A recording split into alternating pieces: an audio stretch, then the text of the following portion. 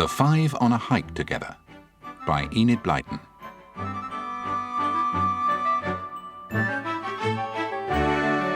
It was Julian's idea in the first place. He and Dick were given an unexpected long weekend holiday from school, which coincided with George and Anne's October half-term break. With Dick's enthusiastic agreement, he'd written to their sister Anne, suggesting that she and cousin George should get Timmy out of the school kennels and join them for a few days hiking across the moors. So, after receiving permission from their parents and their housemistress, the two girls, carrying rucksacks and torches and clothes and Macs and chocolates and everything necessary for a few nights away, not forgetting biscuits for Timmy, went to meet Dick and Julian at the village store in Pippin Village. Timmy went nearly mad with joy at being with all four of his friends again, barking and wagging his long tail and sending a pile of tins crashing to the floor in his delight. The shopwoman was surprised by all the noise, and even more surprised when they asked her to prepare 32 sandwiches for them to take away. But she was a good-natured woman, and told them she was used to cutting sandwiches, as both her sons worked at the prison on the moor, and took sandwiches for their lunch break every day. It wasn't long before she'd prepared a great pile of them, and a chunk of homemade cake at no extra charge. The children thanked her, and set off with Timmy running in front. The October sun shone down warmly, and the trees glowed yellow and red and golden, dressed in their autumn colourings. Eventually, the five climbed over a stile and walked across fields to a curious little hill where Timmy suddenly went mad with excitement. What's the matter with Timmy? Well, according to my map, this place is called Rabbit Hill, and Timmy can see and smell them everywhere. Oh, yes! Look! Over there! Hundreds of rabbits! Big ones, little ones, and... Come back, Timmy! Come back!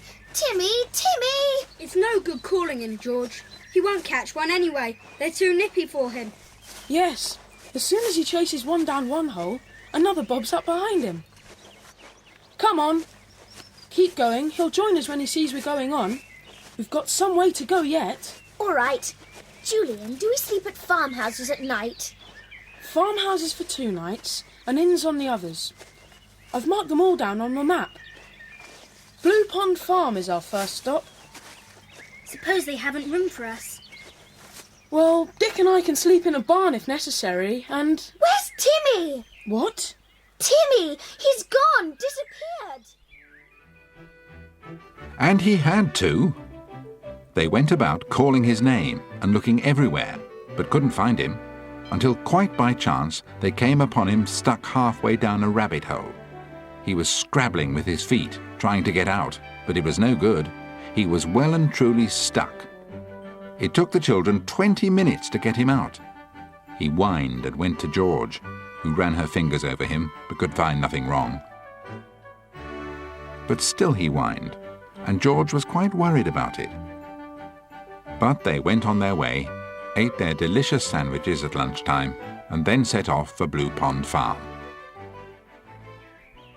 Timmy followed, but after a time started limping, and they all decided that at the next village they would try and find a vet to check on it. So on they went, with Timmy following on 3 legs, his left hind one being held off the ground. It was a rather gloomy little company that came to Beacon's village, and they made their way to a small inn, where a woman was shaking a duster out of a window. Excuse me, is there a vet anywhere in this district? We want someone to look at our dog's leg. No vet here. Nearest one's over 6 mile away. But if you want your dog's leg seen to, go up to Spiggy House. Mr. Gaston lives there with his horses. He knows about dogs too. He's nice, he is. But I expect he'll be out with his horses, and he may not be in till it's almost dark. Thank you. Look, I'll go up to Mr. Gaston's with George and Timmy. But Dick, I think you and Anne should go on to Blue Pond Farm where I'd planned to stay the night, and make arrangements for us. We don't want to leave it to the last minute, do we? No. I'll go on with Anne now. It'll be pretty dark soon. Right you are. After we've seen Mr. Gaston, we'll come back to this village and make straight for the farmhouse. It's about 1.5 miles away. Thanks for coming with me, Julian. Let's go now, shall we? See you later, Dick and Anne. Right. Goodbye. Bye. Julian and George and Timmy set off up the hill to Spiggy House, and Dick and Anne turned and walked through the little village. As Julian's directions were not very clear, they decided to walk on and ask the first person they saw to help them. But they met nobody except a man driving a little cart. Dick hailed him. Excuse me. Are we on the right road for Blue Pond Farm? R. Is it straight on or do we take any lanes? R. What does he mean, R? He's pointing to the west with his whip. Oh, yes. We turn right up there, do we? R. Gee up. Well, if we find the farmhouse after all those R's, we'll be clever. Come on, Anne. It began to get dark very suddenly as they went on up the road and came to a turning on the right.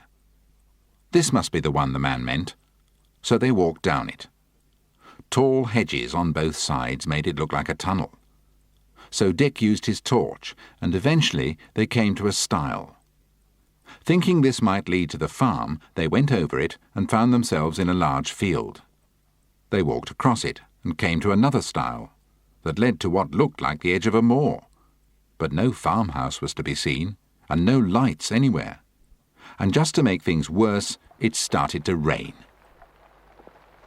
And then, as they stood there with the rain dripping on them, a sound came so unexpected and startling that they clutched each other in alarm.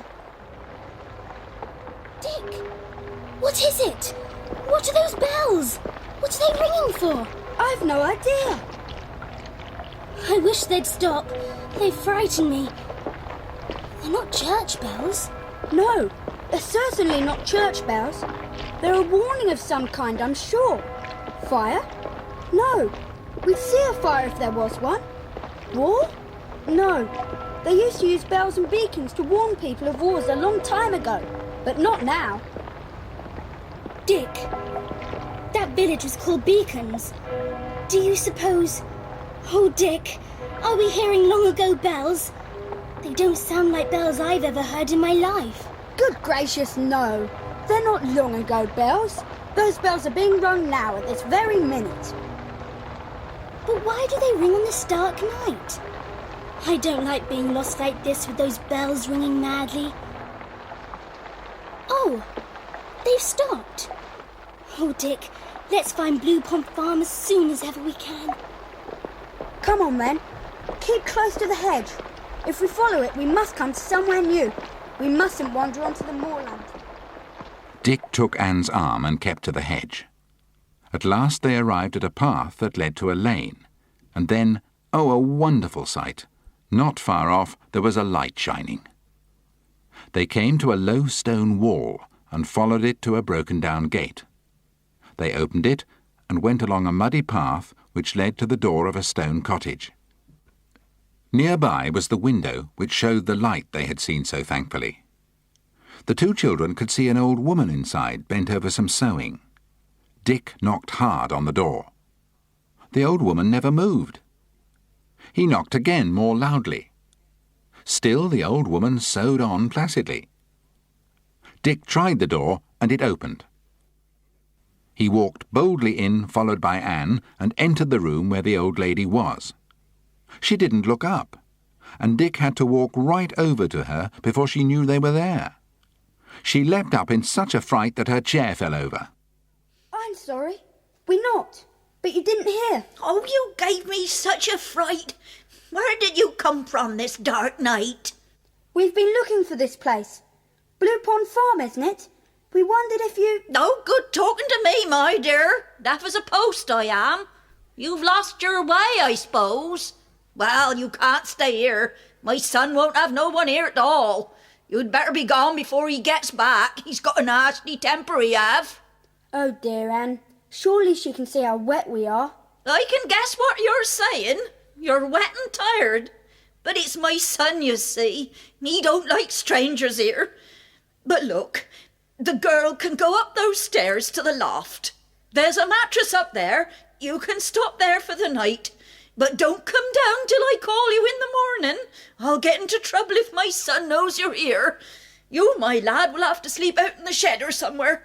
Now off you both go before my son gets back. I'm frightened, Dick. You've got to shelter, Anne.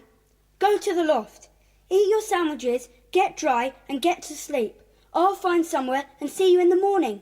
But what if George and Julian arrive? I'll keep a lookout for them. Now off you go, quickly. Anne went up to the loft, wet and hungry and tired. She ate all her food, lay down on the mattress, pulled an old rug over herself and fell fast asleep. Dick, below, came to a small barn with piles of straw in one corner. He flashed his torch cautiously around and went inside and shut the door, flung himself down on the straw and immediately fell asleep. Outside, the moon came up in the clear sky, casting its light on the desolate stone house and its ill-kept outbuildings. After a short while, Dick was awakened by a strange tapping sound coming from the window above his head. And then he heard a voice. Dick. Dick. Dick was amazed. Could it be Julian? No, it wasn't Julian's voice. He went cautiously to the window and could just make out a face, dim and wild-eyed, with a round bullet-like head. The voice spoke again. Dick, I know you're there. I saw you go in. Come to the window. I've got that message for you. Come on, I've got to go in half a tick. I'm here. Good. Well, here's the message from Naylor. 2 trees, gloomy water, saucy Jane, and he says, Maggie knows. And he sent you this. Maggie's got one too. A piece of paper fluttered in through a broken pane. Dick picked it up in a daze. Then the voice came again. You heard all that, Dick? 2 trees, gloomy water, saucy Jane, and Maggie knows too. Now I'm going. Then there was silence. Dick sat bewildered. After a short while, he put his torch on cautiously and looked at the piece of paper he had picked up. There were a few pencil marks on it, and some words printed here and there. It made no sense at all. So putting it in his pocket, he lay back in the straw. After a while, someone entered the barn, shutting the door behind them. Dick, hardly daring to breathe, caught a glimpse of a man. It wasn't the same man as before, because this man had a head of thick hair. Dick hoped and prayed he wouldn't come over to the straw. He didn't. He sat down on a sack. After a while, Dick heard him muttering something about how much longer he would have to wait, saw him get up, look out of the door, and go back and sit down again. Then Dick felt his eyes closing, and he fell asleep. When morning came, he awoke suddenly and sat up. He was alone in the barn, and he wondered if it had all been a dream. He stood up and stretched himself, feeling dirty, untidy and hungry, and worried about Anne. As he cautiously looked out of the barn door, a man came into sight. It was the man he had seen waiting in the barn the night before. He looked very angry about something, and Dick dodged back into the barn. To his relief, he heard the man's footsteps die, and the sound of a gate somewhere being opened and slammed shut. Dick decided to go out and get Anne out of the house immediately, and knowing it was no good knocking, he walked straight into the kitchen and found the old woman washing dishes at a cracked sink. I'd forgotten about you, and the girl too. Get her down quickly before my son gets back, and then go, both of you. Can you sell us some food, bread and cheese? No, I tell you, go, go. Get the girl quickly, go on. Oh, it's too late. He's here. Hey, you boy. What do you want here? You clear out. I wanted to know if your mother could sell us some food. Us? Us? Who's us? You fetch him here and I'll show you what I do to boys who come round here stealing eggs. Yes, all right. I'll go and fetch him. No, you come back. Don't you hang around here or you'll get what's coming to you! Dick, by this time, was outside and running down the path. He stood behind a shed, heart thumping, knowing he had to wait and go back for Anne. After a short while, he saw the man come out of the house with a pail of steaming food, and Dick guessed he was going to feed some chickens. He had to take the chance of fetching Anne. He rushed up to the house and straight into the kitchen, shouting to her, and within seconds her scared face appeared at the bottom of the stairs. Dick caught her by the arm, threw a coin on the table, and they both tore off out of the house and down the path to the hedge they had followed the night before. They ran along the side of it until they were well clear and back on the edge of the moor. Oh, Dick! What a horrible place! And that awful man! Honestly, I think Julian must be mad to choose a place like that. Not only was it a horrible house, it wasn't even a proper farm. I don't think it could possibly have been Blue Pond Farm. Anne, we made a mistake when we got lost last night. In that case, George and Julian would be dreadfully worried, won't they? Wondering what has become of us. Do you suppose they're at the real Blue Pond farmhouse? We'll have to find out. Golly, I do feel mucky and untidy. I feel awful. And I do. Look, there's a little stream over there. Let's go and wash our hands and faces. They did a little washing in the cold water of the stream, and were just combing their hair and saying how hungry they felt, when a boy came through a nearby gate.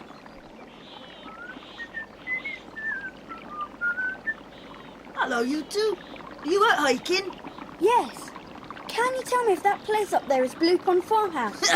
That's not even a farmhouse. That's Mrs. Taggart's place, and a dirty old place it is too. Don't go there, or our son will drive you off. He's a terror. We call him Dirty Dick. No, Blue Pond Farm is down along there to the village, past the Three Shepherds Inn and away up to the left. Thanks. That's all right. Have a nice walk. The boy waved and set off across a moorland path, and Dick and Anne, both feeling very cross with the man who had kept saying "R" and sent them the wrong way, set off towards the village. They decided to go to the inn and from there telephone Julian and George at Blue Pond Farm. At last they arrived at Beacon's village and were just making their way to the inn when they heard a familiar voice calling to them. Dick! Dick! Anne! Hey, Dick! Dick! Julian! George! Timmy! Oh, Ju, I'm so glad to see you. We lost our way last night. George, is Timmy all right? Oh, yes. You see... Have you had breakfast? No. Nor have we. We were so worried about you, we were just going to see the police. But now we can all have breakfast together and tell our news. Are you all right, Anne? You look pale. I'm all right now we're all together again. Just very hungry, that's all. We'll go to the inn and ask for breakfast straight away. All news later. Come on. Good morning. Good morning. I expect it's a bit late for you, but we haven't had any breakfast. What have you got? Well, there's porridge and cream, and I've got some of our own bacon and eggs cooking on the stove right now. Will that do? Oh, and coffee with cream. Oh, I could hug you. Well, go on into the dining room, and I'll bring it in as soon as it's ready. Your news first. How did you get on at Spiggy House with Mr. Gaston? Very well. He was out with the horses when we arrived, but he had a very nice wife who let us wait in the house for him. He didn't get back till 7:30. Then he looked at Timmy's leg and did something to it. I don't know what. Put it back in place, I suppose. Timmy gave a yell, George flung herself on him, and Mr. Gaston roared with laughter at George. Well, he was rough with Timmy's leg, but he certainly knew what he was doing, and Timmy's perfectly all right now. Aren't you, Timmy? What did you do then? Well, Mrs. Gaston insisted on giving us a wonderful supper, so we stayed. And didn't leave until about 9 o'clock. We didn't worry about you because we thought you'd be at Blue Pond Farmhouse. But when we got there and found you hadn't arrived, well, we were in a state.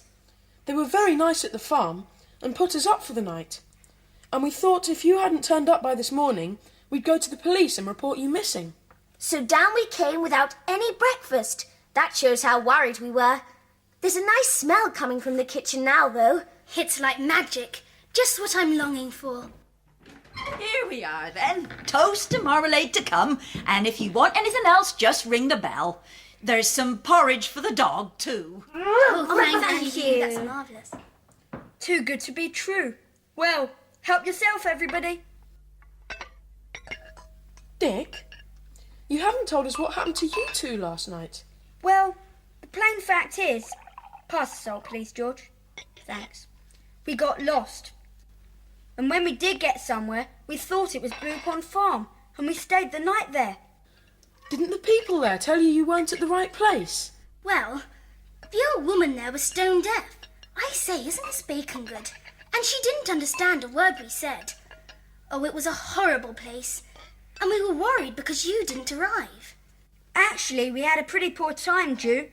Anne had to sleep in an awful loft, and I slept in straw in a barn. Not that I minded that, but, well, peculiar things happened in the night. At least, I think they did. I'm not really sure if it wasn't all a dream. What peculiar things? Well, I think perhaps I'll tell you when we're on our way again. You didn't say anything to me about it, Dick. To tell you the truth, I forgot about it because the other things that happened. Having to get away from that man and wondering about Julian and George and feeling so hungry. It must have been an awful night for you trying to find your way in the dark. It poured with rain too, didn't it? Yes, but it was the bells that frightened me most. Did you hear them? They suddenly clanged out, and they made me terribly scared. I couldn't make out what they were. Whatever were they ringing bells for? Didn't you know? They were rung from the prison that lady in the shop told us about. They were rung to warn people that a prisoner had escaped. I'm glad I didn't know that. I'd have been even more frightened. Have they caught him? I don't know, but we'll ask the innkeeper when she comes in. They asked her, and she shook her head, but told them that all the roads were being watched, as he was a pretty dangerous criminal. After breakfast, they paid the innkeeper and set off down the village street, then along a lane which led them into a valley with a gurgling stream running through it. There they sat on a clump of heather while Dick began his tale of what had happened the night before. He told them about the old woman who was afraid her son would be angry if she let them stop the night, and how he'd slept in the straw and woke up to hear someone calling, "Dick, Dick!" How he had been given the message, 2 trees, gloomy water, Saucy Jane and Maggie Nose. George laughed and said he was dreaming. But then a thought struck him. He searched quickly in his pockets and drew out the dirty piece of paper with a few words on it and a few lines. Julian took the paper, and they all knew that Dick had not been dreaming. It had actually happened. Well, I can't make any sense of this paper, but it's obviously a plan of something. Have you any more to tell us, Dick? Yes. Later on, the son of the deaf woman came into the barn and sat and waited and muttered, and I fell asleep. But when I woke up, he wasn't there. He didn't see me, of course. Dick! Ju! I think I know what happened. The second man that came into the barn was the person the wild-eyed man wanted to give the message to. He saw you creep into the barn, Dick, and thought you were the man in there, waiting for the message in paper. Yes, but how did he know my name? He didn't. The other man's name must have been Dick too. Don't you see? When he tapped and called, "Dick, Dick," you thought he was calling you, and you took the message. So he then went off, and when the second man, the real Dick, came along, it was too late. You, Dick, had got the message. Well worked out, Anne. Yes. And do you remember that boy who told us about Mrs. Taggart's place? He said her son was a terror, and known as Dirty Dick. His name must be Dick too. That proves that Anne is right. Well done, Anne. Would this have anything to do with the escaped prisoner? It might. He might have been the prisoner himself. That fellow who came with the message. He said the message and note were from someone called Naylor. Naylor? Well, perhaps Naylor is in prison, a friend of the man who escaped. and knowing he was going to make a dash for it, gave him a message for the old woman's son, Dirty Dick. It may have been a pre-arranged plan. How do you mean? Well, when the bells rang out, Dirty Dick knew that the escaped prisoner was to bring him a message, and he was to wait in the barn for him. My word, I think you're right. I'm glad I didn't know that fellow at the window was an escaped convict. I think we should tell the police about all this. It might be important. Let's look at the map and see where the next village is that would have a policeman. It was a village called Reebles, so they all got up and headed that way through the valley. Eventually they reached the village, where they went straight to the police station to tell their story. But they had a disappointing surprise. For once they came across a most unhelpful policeman who flatly refused to believe their story, accused them of wasting his time, and told them that the prisoner had been caught anyway, and they'd interrupted his lunch hour with their silly jokes about a secret message. Then he made a snorting noise and went back to his sausages and onions. Disappointed, but realizing that their story did seem a bit strange, the famous five called at a farmhouse and ate a delicious meal, during which Julian had the idea that they should go and find Two Trees themselves and see what it looked like. That's if there was such a place. The others agreed that this would be a marvellous plan, and that the best place to ask about Two Trees would be at the village post office. The post office was part of the village store, and as they entered, the old man who kept it looked over the top of his glasses at them. Excuse me, but do you know a place called Two Trees? Two Trees? Yes, that was a lovely place once, but it's all in ruins now. It was built beside a strange dark lake in the middle of the moors. Gloomy water. Yes, that's right, Gloomy Water. A real miserable place, that is, but used to be so fine. What happened to Two Trees? It was burnt. The owner was away, and it flared up one night. No one knows why or how. Burnt to a shell it was. The fire engine couldn't get out there, you see, because there's only a cart track to the place. Wasn't it ever built up again? No, wasn't worth it. The owner let it fall to rack and ruin. Birds and animals have taken it over now. I went out there once. There was nothing to see but the shell of the place and the dark blue water. Gloomy Water is a good name for that lake. Could you tell us the way, and how long it would take us to get there? What for do you want to go and gaze at an old ruin? We just thought we'd go and see Gloomy Water. It's such a strange name. Which way is it, did you say? Well, he didn't say. But if you're so set on it, have you got a map? Yes, here. Oh, spread it out then. Now, where's my pen? Here it is now. You see where I'm making them crosses on the map? Now, they mark marshland. Now, don't go there or you'll be trapped up to your knees in water. You follow these paths I'm marking for you, and you'll be all right. Thanks very much. How long will it take for us to get there? 2 hours or more. Don't try and go this afternoon. You'll find yourself in darkness coming back, and with them marshy bits, you're in danger all the time. Right, thanks very much. We're thinking of doing a bit of camping as the weather is so beautiful. I suppose you couldn't hire us some ground sheets and rugs? Oh, I've got some somewhere. Better you camping out in October than me. Just a minute. They're out the back. Thank you. What's going on? What's the idea? Camping, Jude?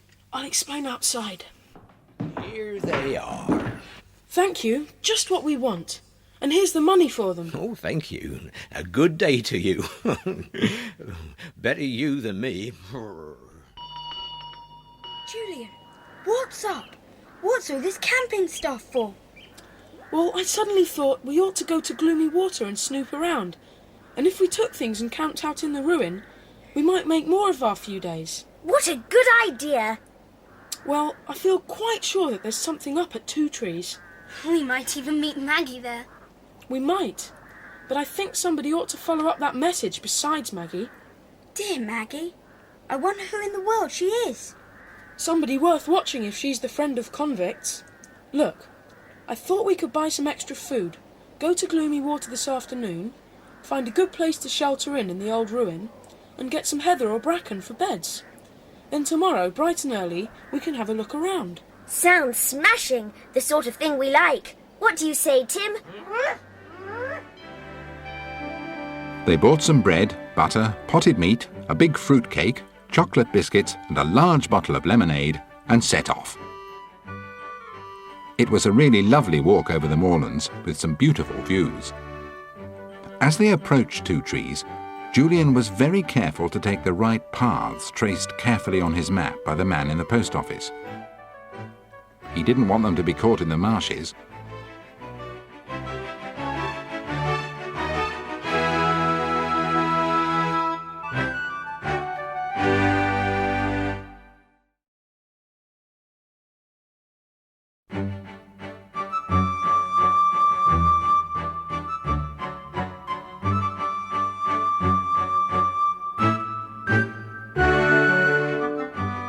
The sun began to sink low, and the children hurried as fast as they could. They finally went down an overgrown cart track which wound through a wood, and suddenly came on what had once been the lovely house of Two Trees. It was a desolate ruin, blackened and scorched with fire. The windows had no glass. The roof had gone, except for a few rafters here and there. Two birds flew up with a loud cry as the children went into the silent house. The upper floors were burned out, and the ground floor was pretty bad too, with a mouldy smell about it. While the other three were out gathering bracken and heather to make beds, Anne looked round and found the top of a flight of steps, which obviously led down to a cellar. When the others came back, she told them about it, and Julian lit his torch and led the way down, although Timmy managed to get just in front. They found themselves in a strange little room with moth-eaten carpets and furnishings thick with dust and cobwebs. There were a few old candles in candlesticks which they lit, and they decided it would be far better to sleep down there than up in the burnt-out rooms. So they piled the heather on the floor and dusted off an old table, which caused them all to have fits of coughing. There was a cupboard there with old cups and jugs in it, which they placed on the table. Anne had noticed a pump by the sink, so Julian went up and tried it, and to his delight, cold, clean water came from it. By the time they had lighted more candles, washed the cups and spread the food out, the cellar looked quite cheerful and pleasant, and over bread and butter and potted meat, the four decided to sleep there that night, and then have all the next day to examine Two Trees and the lake. What exactly are we looking for? Do you suppose there's some secret here, Julian? Yes, and I think I know what it is. What? Well, we know that a prisoner named Naylor sent a message by his escaped friend to two people. One to Dirty Dick, who didn't get it, and the other to Maggie, whoever she is. Now, suppose Naylor had done some big robberies, jewels or something, and hides the stuff till he hopes the hue and cry dies over, but gets caught and put in prison for a number of years. Well, he won't tell the police where the stuff is, will he? And he daren't write a letter to tell his friends where it is. So what does he do? Waits till someone escapes and gives him a message. And that's what happened. The round-headed man I saw was the escaped prisoner, and he was sent to tell Dirty Dick and Maggie where the stuff was, so they could get it before anyone else did. Right. The prisoner didn't understand the message, but Dirty Dick and Maggie would, because they knew all about the robbery. And now Maggie will try and find the stuff. And we must find it first. What was the last clue in the message, Dick? Saucy Jane. It sounds like a boat. Of course. I bet we shall find a boat by the lake called Saucy Jane, and the stolen goods will be in it. Too easy. I reckon the Saucy Jane is a clue. And don't forget that the piece of paper must have something to do with it. Yes. Have you still got it, Dick? Of course. Here it is. 4 lines drawn, meeting in the centre. At the outer end of each line is a word. They're a bit faint. Shine your torch a minute, Dick. Yes, I can read them now. This one is Tock Hill. The next is Steeple. Then there's Chimney and Tall Stone. Well, I can't imagine what all that means, but it's clearly important. We mustn't forget that dear Maggie has a copy of the paper too. She probably knows what it means. If she does, she'll come here to Two Trees. Shall we hide if we see her?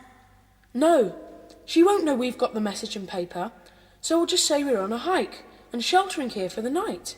And we can keep an eye on her and see what she does. I wouldn't think she'd come alone. More likely to come with Dirty Dick. She would expect him to have had the message too, and would get in touch with him. And be surprised he hasn't got the message.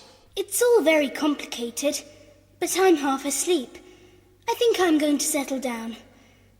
The only thing is, you don't think Maggie and her friend are about and might pounce on us, do you? That's silly, Anne. Do you honestly suppose that Timmy would lie there so quietly if there was anyone else about?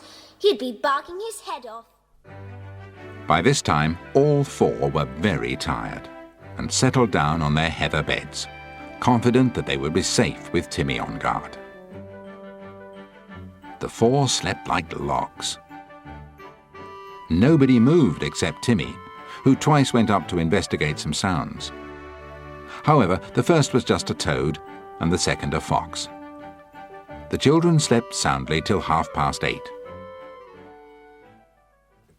After a wash under the pump and a quick breakfast, they tidied up the room and set off to see if there was a boathouse by the lake where the Saucy Jane might be hidden.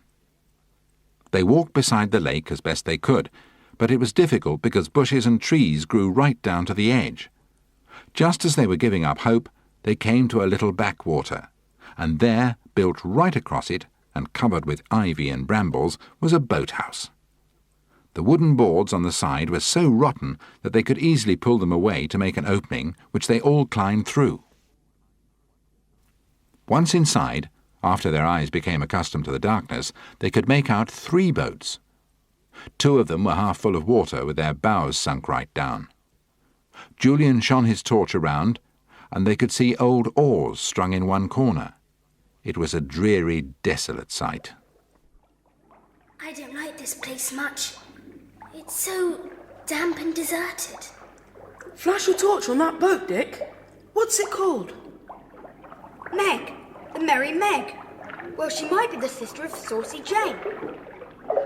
What's the next one called? Cheeky Charlie. Brother to Merry Meg. All I can say is that poor old boat looks anything but cheeky. The last one must be Saucy Jane.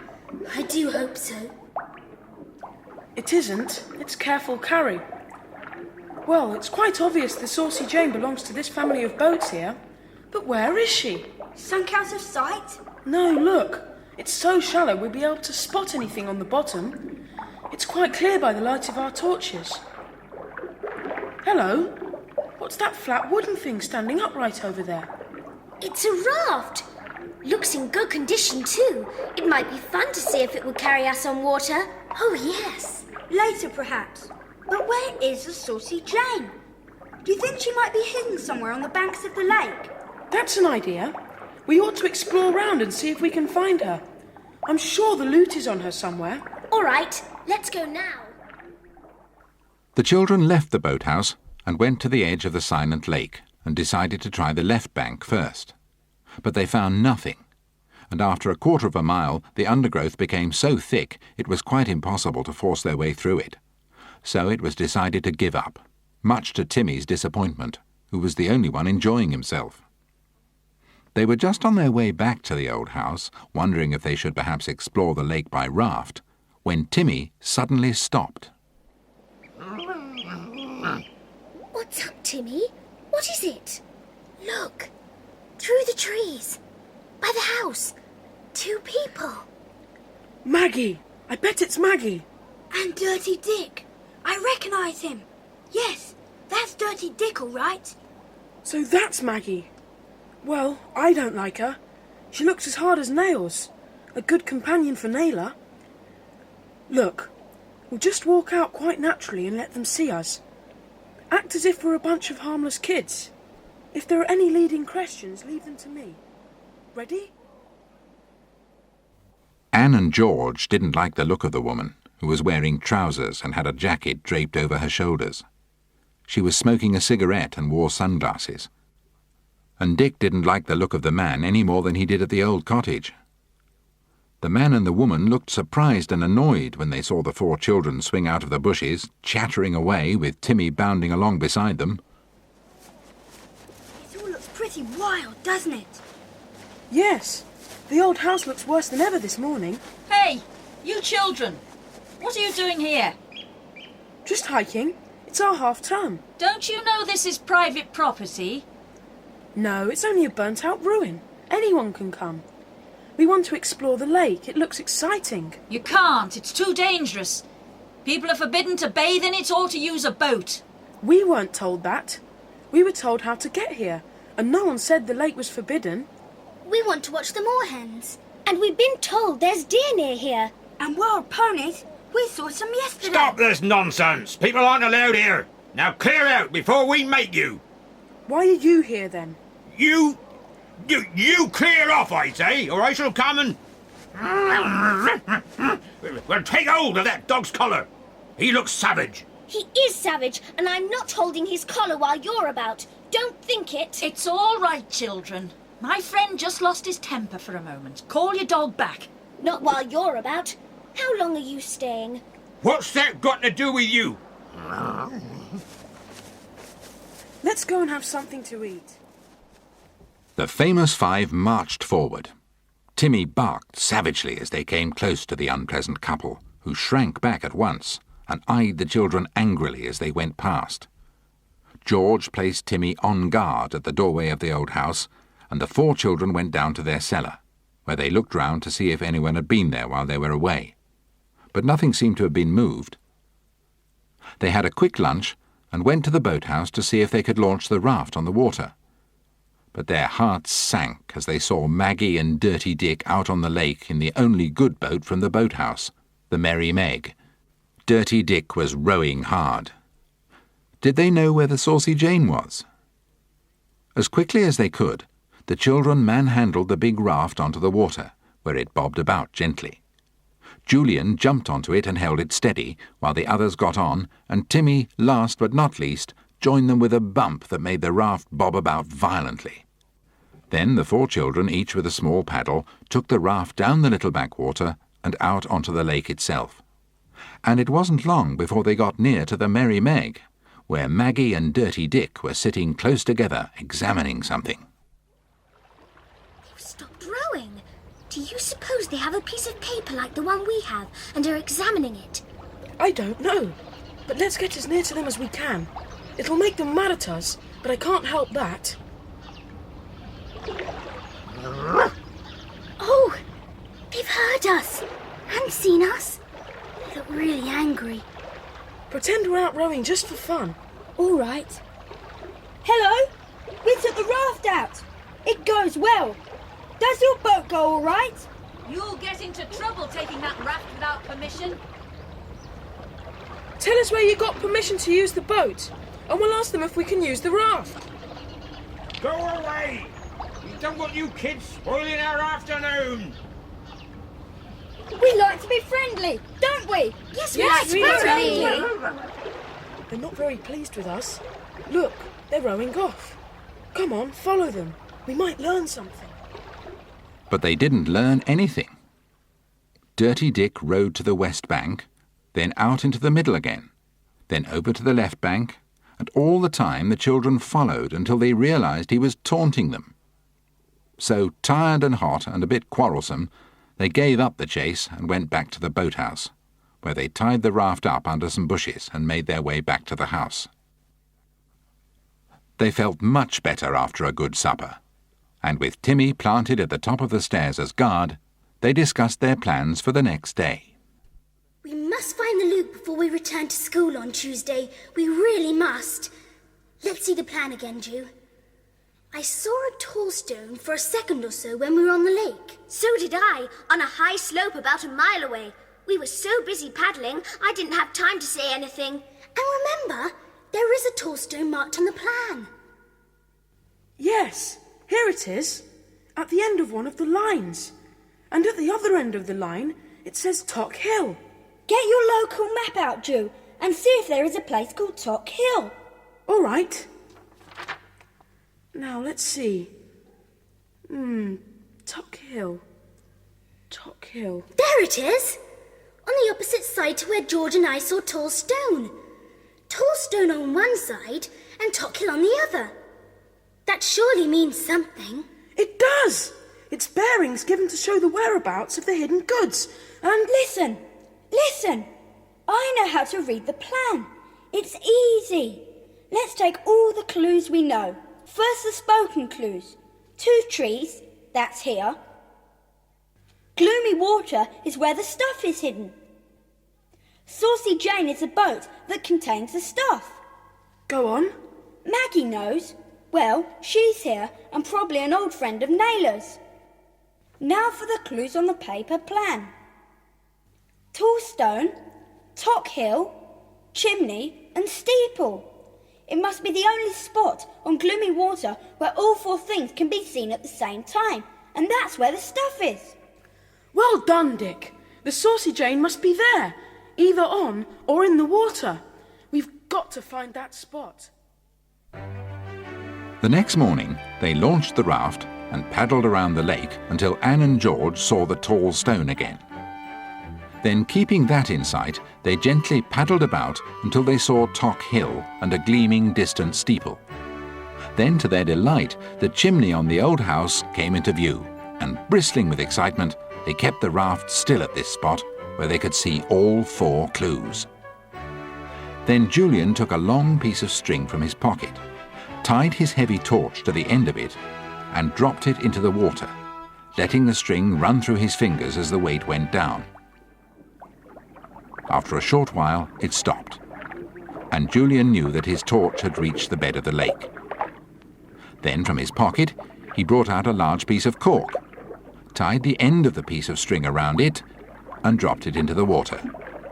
It bobbed there, held by the string which led right down to the torch on the lake bed below. There, it's done. I thought that piece of cork I found in the cellar might be useful. I've marked the place now. That was jolly clever, Ju. We must be right over the loot. Yes, and the water's quite clear, isn't it? Perhaps we could Look! There! Near the string resting on the bottom of the lake. The Saucy Jane! It must be! So it is! Naylor must have put the loot in the Saucy Jane, rowed it out to this spot, taken the bearings, holed the boat so it sank, and then swum back to the shore. That's very clever, but... What's the matter with Timmy? Oh dear, look! It's the Merry Meg, with Maggie and Dirty Dick in it. They haven't seen us yet. No, they're too busy reading their piece of paper. Anyhow, they won't guess we've read the bearings and marked it. No, but they won't half be wild when they see we're right over the place they're looking for. It looks as if Maggie has spotted Tall Stone and Tock Hill. Oh, they've seen us! They're coming this way, fast! What are you lot doing here? Get out of our way! There's plenty of room on this lake. What do you want this bit for? We aren't doing any harm. Hey, mind where you're going. We'll report you to the police, taking a raft that doesn't belong to you and sleeping in a house where you've got no right to be. Get out of our way! Look out, you nearly had us over. What do you think you're doing? Get away from us or we'll send our dog after you. He's longing to come over now. Now look, you kids, be sensible. My friend and I only want a quiet weekend, and it isn't nice to find you 4 everywhere we go. Are you on half-term holiday or something? Yes. When do you go back? Tomorrow. You'll be rid of us then. But we're going to enjoy ourselves on this raft till then. There was a hurried conference on the Merry Meg. Then Dirty Dick rowed off to the edge of the lake. It was obvious they were going to wait until the next day after the children had gone, and then collect the loot. Once they were out of sight, Julian decided that he would dive down and see what there was on the sunken Saucy Jane. Despite protests from the others that it was too cold, he stripped off his jersey and dived neatly into the water with hardly a splash. The 3 others craned over the edge of the raft, where they could just make him out down in the depth of the lake like a ghostly figure. At last, and to the relief of the others, he came up panting hard, trying to make up for holding his breath for so long. When his breathing grew more even, he grinned at them. That's better. Well, it's there. Is it? Did you see it? Did you touch it? Yes, I dived right to the bottom. And there's the poor old Saucy Jane rotting to bits. And in one end of her is a waterproof bag. The loot must be in it. Did it feel heavy? Too heavy to get up by diving for it. I'll have to dive down and fix a rope to it. And then we'll all give a heave-ho. And up she'll come. I'm cold now. Dry yourself with my blazer, Jew, and put your jersey back on. Hey, what's that glinting on the bank?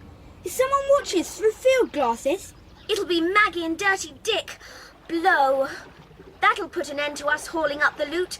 They'd see it and wait for us. They won't guess we've already found it.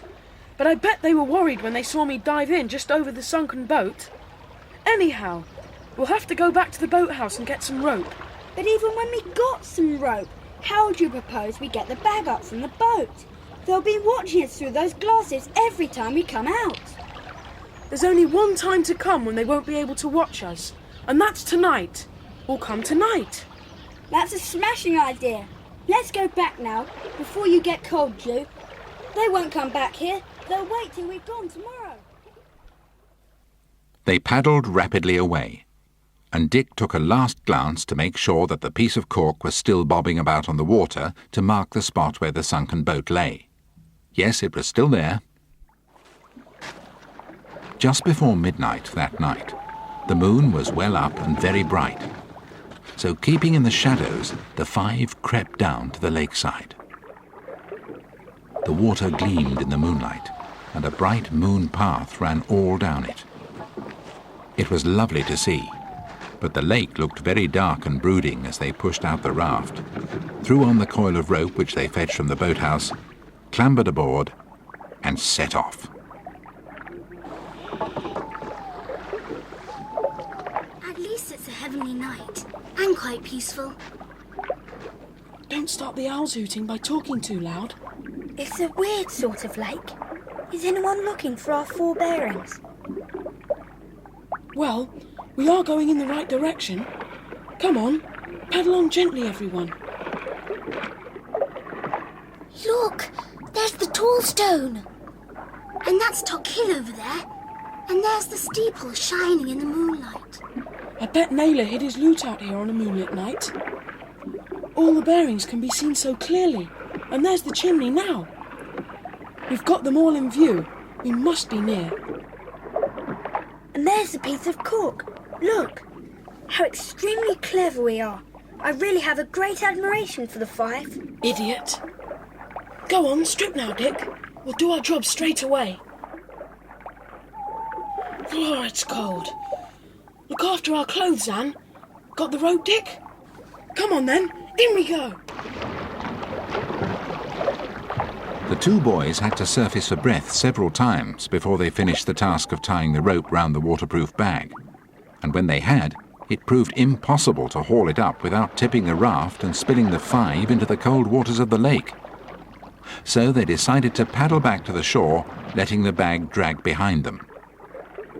When they reached the edge of the lake, Julian and Dick pulled the bag out of the water, and between them carried it cautiously back to the house. Once there, they left Timmy on guard and bumped the heavy, dripping bundle down the cellar steps. Then, in twinkling candlelight, Julian cut the strong stitches and began to unwrap the bag. Back up, Jew. I shall tear it open myself in a minute. I'm going as fast as I can. There! Jewellery boxes. It is jewellery then. Look at the necklace in this box. It's magnificent. It must be that wonderful necklace stolen from the Queen of Fallonia. I saw a picture of it in the papers. What diamonds! No wonder Naylor hid these stolen goods so carefully, in such an ingenious place. And no wonder Maggie and Dirty Dick were longing to find them. Let's see what else there is. There were scores of little boxes, each one containing precious stones of some kind. Sapphire bracelets, ruby and diamond rings, a wonderful opal necklace and earrings, heavy with enormous diamonds. When they had finished admiring them, Julian sat on the edge of the table. Now, let's see. We'd better start fairly early tomorrow and get these things to the police. Not that awful policeman we saw the other day. No. We'll phone up that nice Mr. Gaston and ask him which police station he recommends us to go to. Have we got to carry all these boxes? No, that would be asking for trouble. We'll wrap up the jewels in our hankies and stuff them down the bottom of our rucksacks.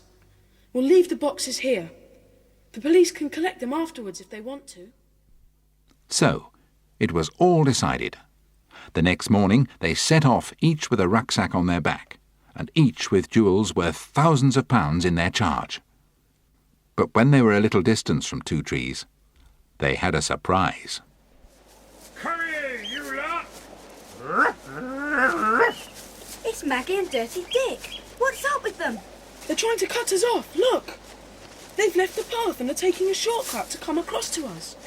There's marshland all around. What idiots they are. They'll get bogged.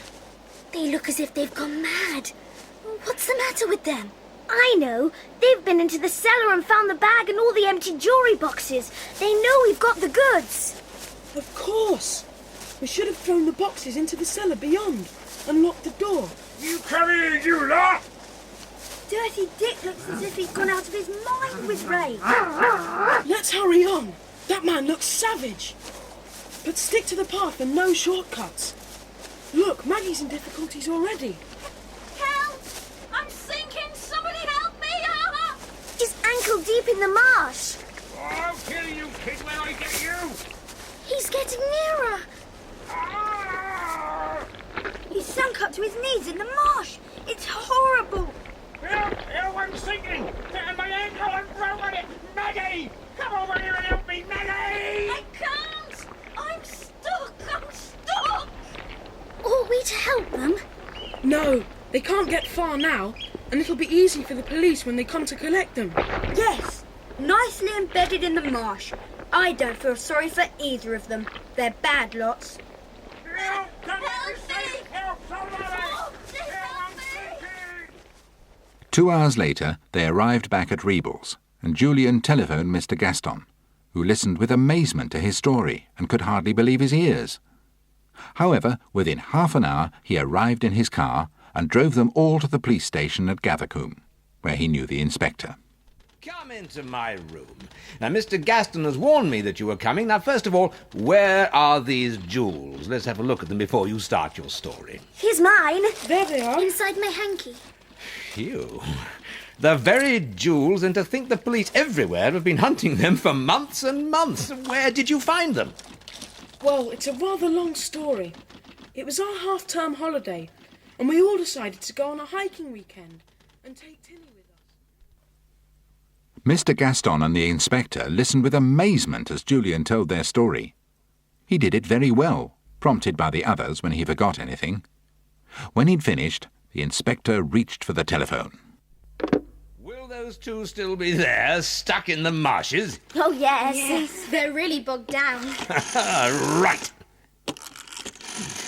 Sergeant, take 3 men and the car and go to the marshes near Gloomy Water and pick up a man and woman floundering there. Yes, our old friend Dirty Dick and Maggie Martin. Right you are. Well, children, I'm very proud to meet you. You're the kind of youngsters we need. Plucky, sensible, use your brains and never give up. And now, what's your programme? Well, we're supposed to be back at school at 3 o'clock, but I don't think we can arrive in this mess. We'd get into an awful row. Oh, I think we can arrange that. And perhaps a good meal, too. Oh, thank Starving. And then I'll run you back to school in the police car. We can't do too much for people who produce the Felonia diamonds out of rucksacks, you know. Bless us all. I still can't believe it. After they had bathed and eaten and said goodbye to Mr. Gaston, they climbed into a large police car waiting for them at the door. It was exactly 2:30. just half an hour to get back in time. The inspector grinned as he drove off. It's all right. You'll be back at your school in good time. And if anyone believes your tale, I'll be surprised. Off we go.